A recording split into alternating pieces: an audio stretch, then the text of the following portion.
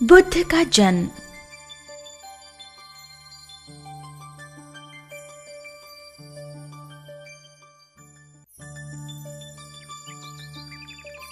कपिलवस्तु एक सुंदर शहर जिस पर प्रकृति का वरद हस्त था।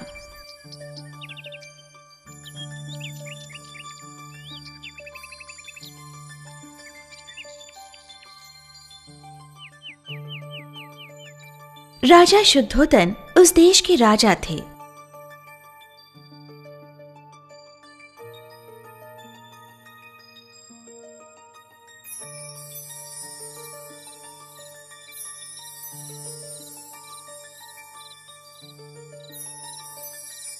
एक दिन रानी महामाया को एक अजीब सपना आया।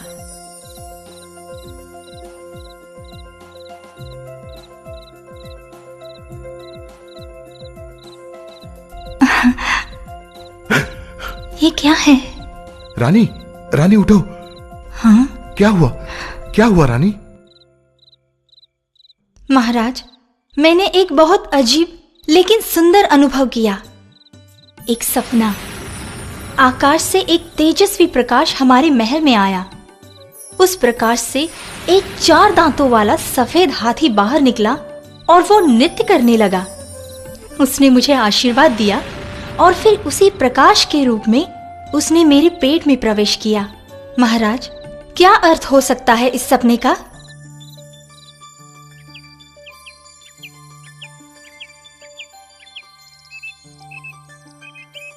अगले दिन शुद्धोदन ने अपने दरबार के बुद्धिमान लोगों को महारानी के सपने का अर्थ समझाने के लिए कहा। महाराज, महारानी का सपना यकीनन एक सुलक्षणी घटना है। महारानी एक ऐसे पुत्र को जन्म देंगी जो संसार में एक महान व्यक्ति के रूप में उभर आएगा और सारे संसार को इस अनोखे बच्चे से असीम लाभ होगा। उस अद्भुत बालक के आगमन की वार्ता से सारे राज परिवार में खुशी फैल गई।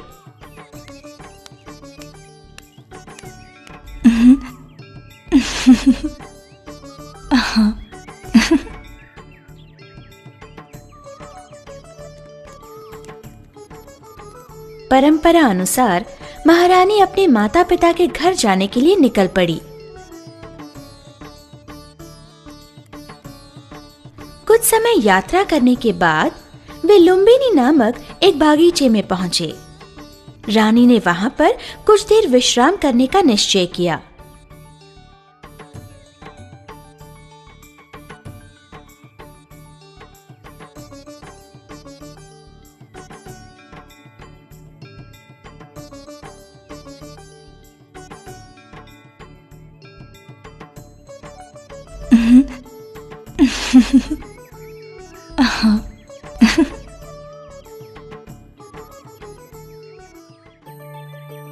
कुछ समय बाद उस सुंदर बागीचे में रानी ने एक बहुत ही सुंदर बच्चे को जन्म दिया।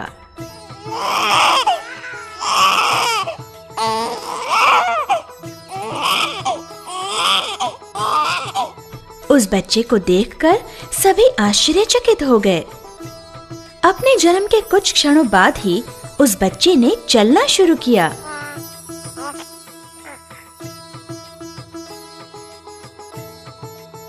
उस बच्चे को लेकर महारानी अपने राज्य वापस लौटी। सारे राज्य ने उस अनोखे बच्चे का जन्म दिवस मनाया।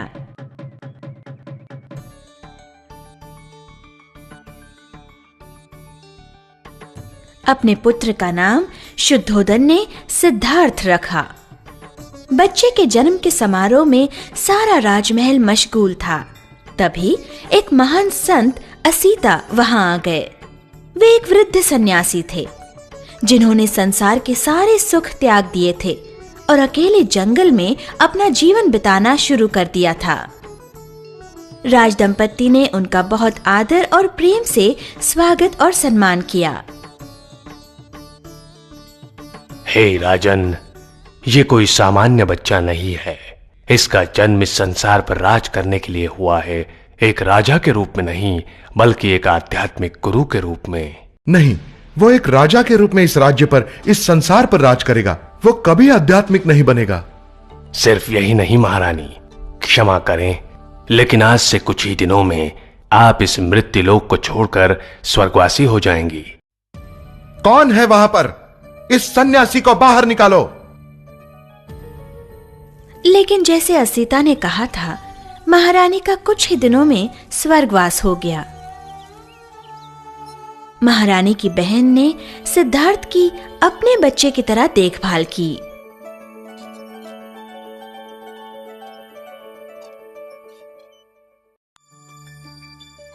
दया बुद्धि राजकुमार।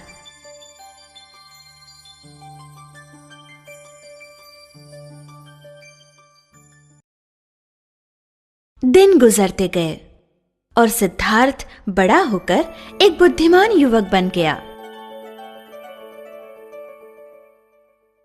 उसे शिक्षा देने वाले उसके गुरु एक दिन राजा शुद्धोधन से मिलने आए। महाराज, सिद्धार्थ को मैंने सारी विद्या दे दी है। उसे अब सारी विद्याएं अवगत हैं। विशेष बात तो यह है कि मैंने उससे भी बहुत सारी चीजें सीखी हैं जो मुझे पता नहीं थी।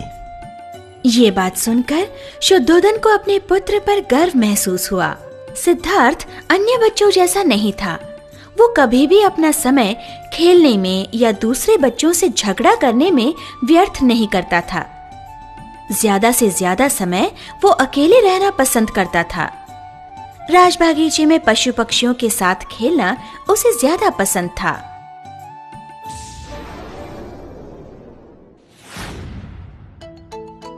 एक दिन वो राजबागीचे में बैठा था।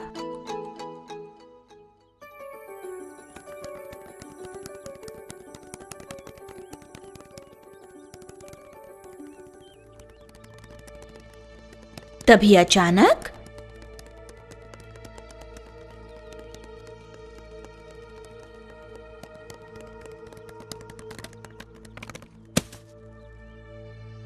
हल्के से सिद्धार्थ ने उस हंस को उठाया और उसके शरीर से उस तीर को निकाल दिया। जब वो हंस को हल्के से थपथपा रहा था,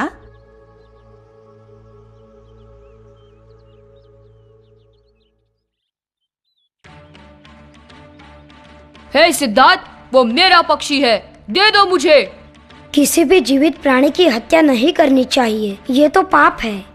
व्याज बातें मत करो, वो मेरा शिकार है और वो मुझे मिलना ही चाहिए। किसी को जख्मी करने का या मारने का तुम्हें कोई हक नहीं। चले जाओ यहाँ से। बहुत देर तक दोनों में बहस हुई। अपनी इस बहस को समाप्त करने के लिए वे एक सन्यासी के पास गए जो एक पेड़ के नीचे बैठे थे।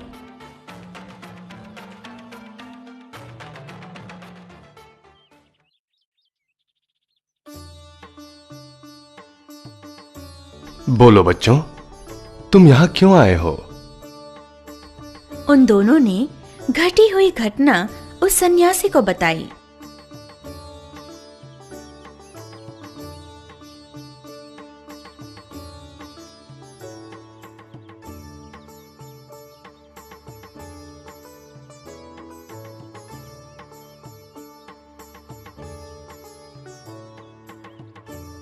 ईश्वर ने सारे पशु पक्षियों को जीवन प्रदान किया है और उसे छीनने का, उन्हें मारने का हक किसी को नहीं है। इसीलिए यह हंस उसे बचाने वाले का है, उसे मारने वाले का नहीं। सिद्धार्थ, ये हंस तुम्हारा है। तुम उसके साथ अपनी मर्जी के अनुसार बर्ताव कर सकते हो और साथ ही तुम देवदत्त को भी क्षमा कर दो। उन दोनों ने सन्यासी के अभिनिर्णय को मान लिया।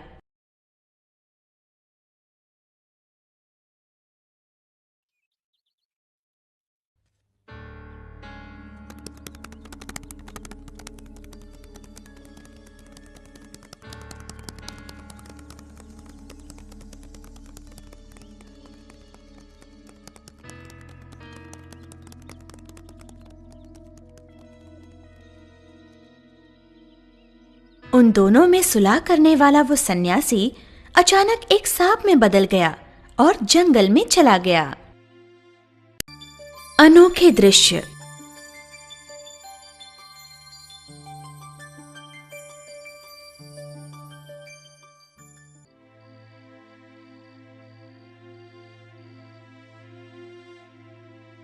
एक दिन रात भोजन के बाद सिद्धार्थ ने एक सुंदर गीत सुना।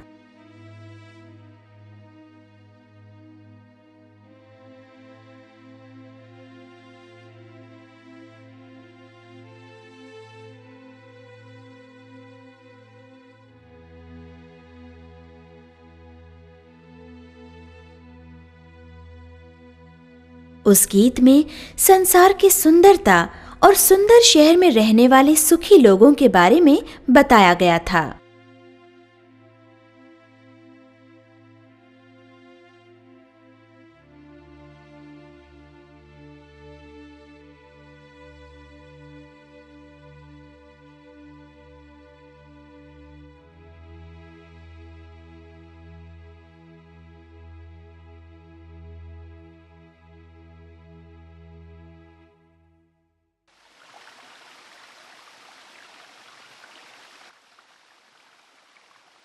पिताजी, मैं इस राज बगीचे से बाहर की दुनिया देखना चाहता हूं।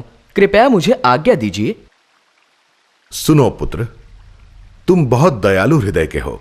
बाहर की दुनिया की असलियत तुम्हें दुख पहुंचाएगी। बाहर जाने की अपनी जिद छोड़ दो। किंतु मैं अपने नागरिकों से मिलना चाहता हूं। मैं उनका असली जीवन देखना चाहता हूं, अनुभव करना चाहता हूं। इस राजमहल के बाहर फैले हुए जग का मुझे आनंद लेने दीजिए। कृपया मुझे जाने की आज्ञा दीजिए पिताजी। ठीक है पुत्र, जैसी तुम्हारी इच्छा। उसी वक्त शुद्धोदन ने मंत्री को बुलाया। मंत्री जी, कल सिद्धार्थ बाहर शहर में घूमने जाने वाला है। हमें बहुत सावधानी बरतनी पड़ेगी। सारे शहर में सिर्फ खुशी ही दिखनी चाहिए। सारे घरों को सजाओ। वृद्ध, बीमार तथा मृत लोगों को नगर से बाहर कर दो। शहर को बहुत सुंदर और सजा कर रखो। ये हमारी आज्ञा है। सारे शहर में घोषित कर दो।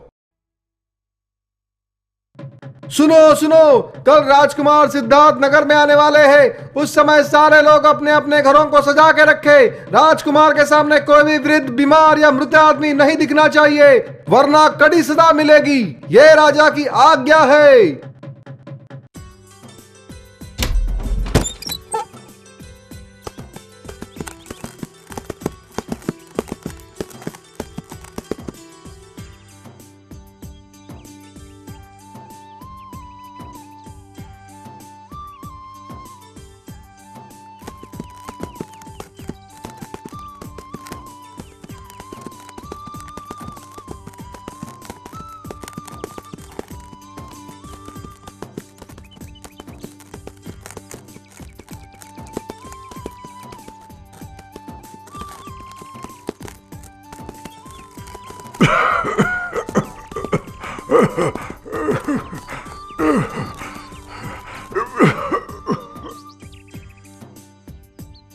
अरे ये क्या? वो कौन है? वो एक वृद्ध मनुष्य है राजकुमार। वृद्ध? इसका मतलब क्या है? हम सभी को इस अवस्था से गुजरना पड़ता है राजकुमार। राजकुमार, कृपया रुकिए, मत जाइए वहां। कौन है वो? और वो रो क्यों रहा है? वो बीमार है और दुख से मृत्यु की प्रतीक्षा कर रहा है। मृत्यु का मतलब क्या है? मृत्यु हमारी जीवन की आखिरी कड़ी है राजकुमार, और हम सभी को एक न एक दिन उसे सहना है। हम सभी को? मतलब हमारे राजा, मैं और यशोधरा भी? हाँ राजकुमार, सभी को।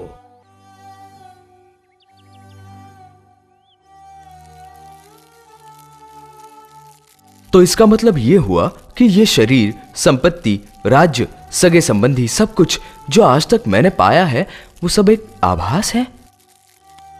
सिद्धार्थ राजमहल लौटा।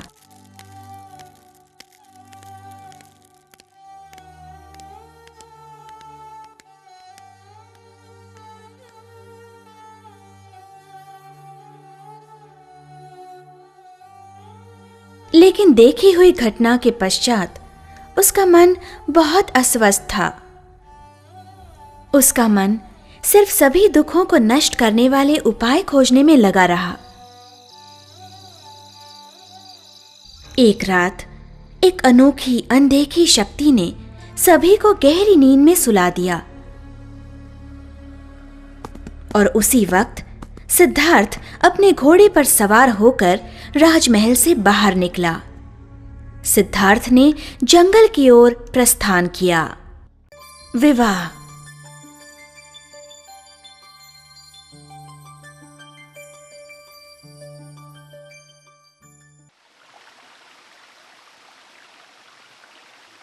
कई वर्ष बीत गए और सिद्धार्थ बड़ा होकर एक बहुत प्रसिद्ध व्यक्ति बन गया जिसे सभी लोग चाहते थे। वो बहुत दयालु व्यक्ति था जिसे शांति पसंद थी और वो हिंसा के विरुद्ध था। अपने पुत्र के स्वभाव के कारण राजा शुद्धोधन चिंता में पड़ गए। सिद्धार्थ तो बहुत ही दयालु और संवेदनशील है। मैं तो उसे एक महान राजा बनाना चाहता हूं और राजा को कठोर और साहसी होना जरूरी है। एक महान राजा की शिक्षा लेने के बजाय उसे तो बगीचे में अकेले ही बैठना ज्यादा पसंद है। आप चिंता न कीजिए महाराज। राजकुमार को उसके सपने से बाहर निकालने के लिए उसका विवाह करना जरूरी है। उसके बाद वो इस संसार का असली रूप जान जाएगा। अगर उसे सुंदर और बुद्धिमान पत्नी मिली तो आपकी चिंता दूर हो जाएगी। तुम ठीक कहते हो। ठीक है, राजकुमार के विवाह का प्रबंध करो। शुद्धोधन ने अपने पड़ोसी देश के राजा सुप्रबुद्ध को संदेश भेजा, लेकिन सुप्रबुद्ध ने जवाब दिया कि उसकी कन्या से विवाह करने के लिए एक से बढ़कर एक युवक तैयार हैं। अगर सिद्धार्थ उसे विवाह करना चाहता है तो उसे उन सारे युवकों से मुकाबला करना होगा। सिद्धार्थ ने उस स्वयंवर में हिस्सा लिया। तलवारबाजी, तीरंदाजी और घुड़सवारी, इन सभी में जीतकर उसने राजकुमारी यशोधरा से विवाह कर लिया। अपने पुत्र के विवाह पर शुद्धोधन ने 3 महल सिद्धार्थ को भेंट दिए। तीनों महल बहुत सुंदर बागीचे में बसे हुए थे। उन तीनों महलों की दीवारें ऊंची ऊंची थी ताकि कोई भी अप्रिय घटना या दृश्य राजकुमार तक नहीं पहुंचे। राजकुमार को सर्वोत्कृष्ट भोजन दिया जाता था। सर्वोत्कृष्ट गायक और नर्तिका राजकुमार को बाहरी दुनिया से दूर रखते थे। कई सालों तक सिद्धार्थ इस प्रकार का विलासी जीवन जीता रहा। बाहर की असली दुनिया से वो बहुत दूर था।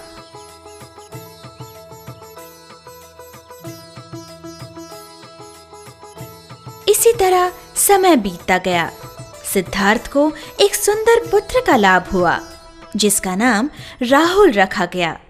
राजा शुद्धोधन बहुत खुश थे क्योंकि उनकी योजना सिद्धार्थ के लिए सफल हो गई थी।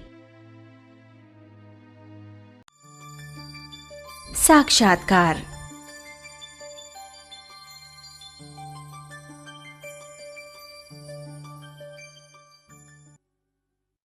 संसार के सारे दुखों को नष्ट करने के निश्चय से सिद्धार्थ ने अपनी यात्रा शुरू की।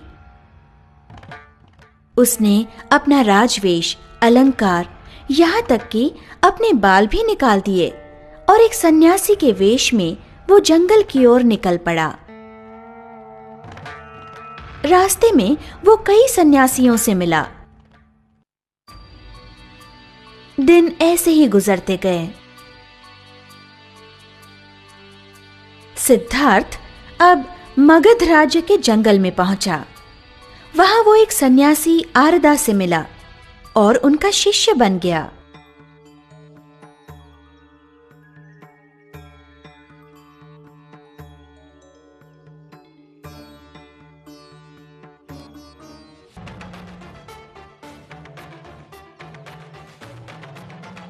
कुछ दिनों बाद, आज तक मैंने जो भी शिक्षा हासिल की है वो संसार के दुखों का निवारण करने के लिए समर्थ नहीं है। अब मुझे मेरा रास्ता खुद ही ढूंढना होगा। उसने फिर से अपनी यात्रा शुरू कर दी। सिद्धार्थ अब गया नामक स्थान पर जा पहुंचा। वहां उसने बहुत कठोर तपश्चर्या की।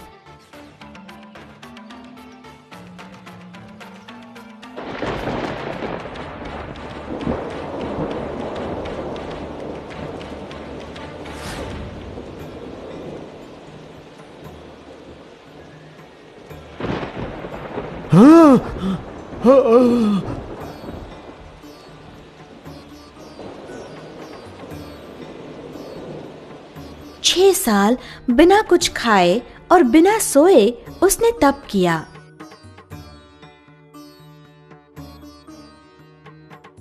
सिद्धार्थ तप की वजह से सिर्फ एक अस्थि पंजर बनकर रह गया था। उस समय सुजाता नामक एक औरत ने, जो एक गड़ियारे की पत्नी थी, उसे भोजन लाकर दिया। शायद मैंने भूल की है। इन 6 सालों में मैंने इतना कठोर आचरण करना अनुचित था। माते, मैं आपका आभारी हूं। आपके दिए हुए इस भोजन से मुझे शक्ति प्राप्त हुई है। अब इसी शक्ति के साथ मैं अपनी खोज जारी रखूंगा। मन में दृढ़ विश्वास करके एक बोधि वृक्ष के नीचे सिद्धार्थ ने अपनी ध्यान धारणा शुरू की। मरा नामक एक दुष्ट शक्ति, जो लोगों का मन विचलित करती है, वहां पधारी। अगर उसने सारे दुखों पर विजय प्राप्त कर ली तो फिर मेरा क्या होगा? कुछ भी करके मुझे उसका ध्यान भंग करना होगा। मरा ने सिद्धार्थ का ध्यान भंग करने के लिए बहुत यत्न किया, लेकिन वो नाकाम रहा। सिद्धार्थ पर उसने तीर छोड़े, लेकिन वे कमल पुष्प बनकर सिद्धार्थ के पैरों पर गिर गए। इसलिए सिद्धार्थ, तुम एक राजकुमार हो। तुम्हारा जन्म इस संसार पर राज करने के लिए हुआ है। तुम अपने आप को इतना कष्ट क्यों दे रहे हो? अपना राज जीवन क्यों त्याग रहे हो? सिद्धार्थ ने मरा को कोई जवाब नहीं दिया। उसने उसे अपने मौन से ही जीत लिया और उसने अपना ध्यान जारी रखा। अंत में सिद्धार्थ ने अपना उद्दिष्ट पा लिया। उसने अपने प्रश्नों का उत्तर खोज लिया। उसे सत्य का ज्ञान हुआ। उसने जान लिया कि अभिलाषा और वासना ही सारे दुखों का कारण हैं। इस प्रकार सिद्धार्थ भगवान बुद्ध बन गया। सभी दुखों का अंत करने के लिए उसने मध्यम मार्ग चुना। उसने धीरे से अपनी आंखें खोली। सभी तरफ उसने शांति महसूस की। उसने अपने ज्ञान की शिक्षा संसार के लोगों को देने का निश्चय किया। इसीलिए वो बनारस पहुंचा। वहां पर उसने लोगों को उपदेश देना शुरू किया। उसके बाद वो अन्य कई जगहों पर गया और सारे संसार में उसके उपदेश फैलने लगे। असंख्य लोग उसके उपदेशों के भक्त बन गए। एक दिन भगवान बुद्ध जंगल से गुजर रहे थे। हे, रुको! सुनो बेटा, शांत हो जाओ। अब मैं तुम्हें मार डालूंगा और तुम्हारा अंगूठा काट कर गले में पहनूंगा।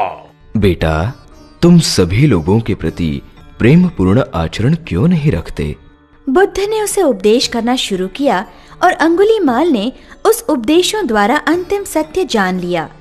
अंगुलीमाल उनके चरणों पर गिर गया और उनकी पूजा करने लगा। बुद्ध के उपदेशों से छोटे बड़े, राजा तथा सामान्य प्रजा सभी प्रभावित हो गए। सिर्फ भारतवर्ष में ही नहीं, बल्कि Singapore, Malaysia, Sri Lanka, Thailand, Philippines, Japan और चीन में भी बौद्ध धर्म का प्रसार होने लगा।